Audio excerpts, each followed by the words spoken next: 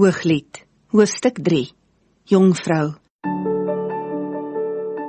Elke nag lê ek op my bed en verlang na die man wat ek liefhet. Ek het na hom gaan soek, maar ek kon hom nie kry nie. Ek sal weer opstaan en in die stad na hom gaan soek, in die strate en op die pleine. Ek het oral na hom gesoek, maar kon hom nêrens kry nie. Die wagte wat die stad oppas het op my afgekom. Ek het vir hulle gevra, het julle die man gesien, hy wat ek liefhet? Ek was net by hulle verby, toe kry ek die man wat ek liefhet. Ek het hom vasgegryp.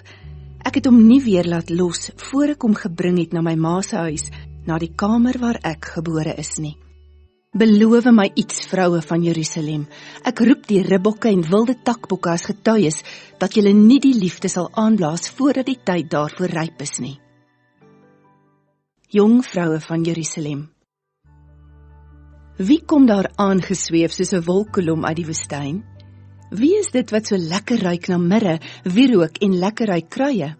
Dit is dan Salomo se draagstoel, met 60 van Israel se dapperste soldate rondom hom. Elkeen het 'n swaard op die heup, is vaardig met die swaard en opgelei vir die oorlog. Hulle kan die koning verdedig teen enige aanval in die nag. Koning Salomo het vir homself 'n draagstoel laat maak, van hout uit die Libanon. Die draagstoel se pote is van silwer, sy basis is van goud, sy sitplek van gebreide perswol.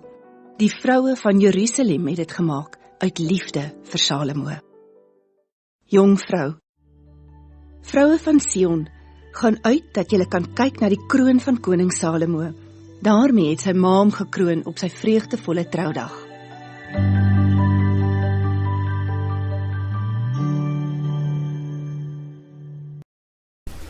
Tot sover.